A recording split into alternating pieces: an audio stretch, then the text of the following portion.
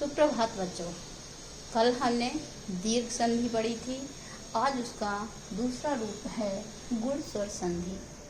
ऐसा नहीं है कि मैं आपको जो पढ़ा रही हूँ वह आपको रिवीजन करा रही हूँ, क्योंकि आपकी परीक्षा में कुछ स्वर संधि से भी उदाहरण आते हैं और कुछ व्यंजन और विसर्ग से भी आते हैं।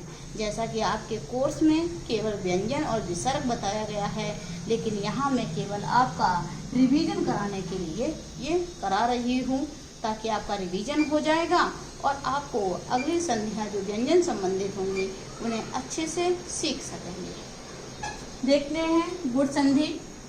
गुण स्वर संधि, इसका सूत्र है आद गुणा।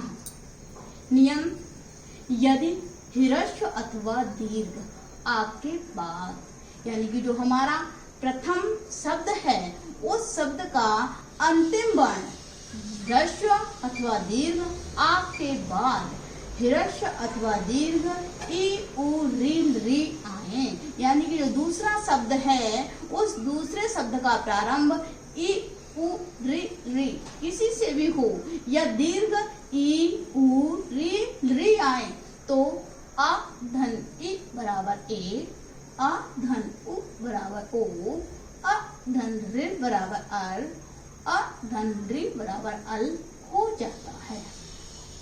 यहाँ तो आपको सभी ह्रस्व आ ह्रस्व ई ह्रस्व आ ह्रस्व उ ह्रस्व आ ह्रस्व ऋ यही सब नजर आ रहे हैं, लेकिन जब ये संधि बनाएंगे तो उनके सामने ये परिस्थितियां आएंगी। ह्रस्व आ धन ह्रस्व ई बराबर ए, ह्रस्व आ धन दीर्घ ई बराबर ए, ह्रस्व आ दीर्घ आ धन ह्रस्व ई बराबर ए और दीर्घ आ धन दीर्घ ई बराबर ए। परिस्थितियां चाहे जैसी भी हों, लेकिन परिणाम सभी के एक जैसे ही होंगे, यानी कि हमारा ए ही बनकर आएगा।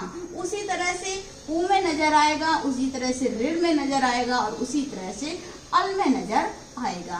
अब हम आपको उदाहरण के माध्यम से समझा रहे हैं। हमारा उदाहरण है रमेश। रमेश में जो एक ही मात्रा दी गई है, हम यहाँ से इसको तोड़ेंगे। पहले हम वर्णों को इसी तरह से लिख लेंगे जैसे वो लिखे हुए हैं, और ये जो एक ही मात्रा है उसको हम नीचे ले आएंगे और वैसी की वैसी ही वर्णों को उसी तरह से लिख लेंगे। अब हमारा नियम कहता है कि ये एक ह्रस्व आ अथवा ह्रस्व आ प्लस ह्रस्व ई बराबर ए बना है। अब यहाँ ह्रस्व आ भी हो सकता है और दीर्घ आ भी हो सकता है, ह्रस्व ई भी हो सकती है और दीर्घ ई भी हो सकती है। देखते हैं क्या है।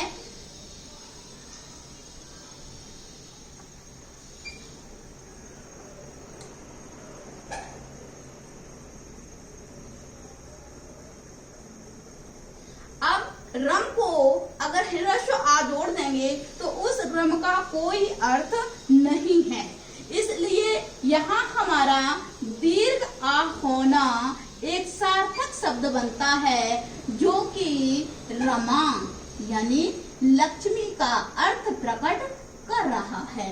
और इस तरह का इस लिखा होना अशुद्धि का कारण है। शुद्ध शब्द ईस यानी दीर्घ ई है, तो हम यहाँ पर इसे ईस लिखेंगे और हमारा संधि विच्छेद हो जाएगा रमा धन ईस। जब तक सार्थक शब्द नहीं है तब तक हमारा संधि विच्छेद सही नहीं होगा। दूसरा देखिए, यहाँ संधि विच्छेद किया हुआ है, हम इसकी संधि बनाएंगे। तो इस सुर में आपको नजर आ रहा है कि कोई मात्रा नहीं है, यानी कि यहाँ ह्रस्व आ छिपा हुआ है और इसका पहला शब्द जो है, पहला अक्षर जो है वो बड़ी ई है और इन दोनों को मिलाकर बनती है ए।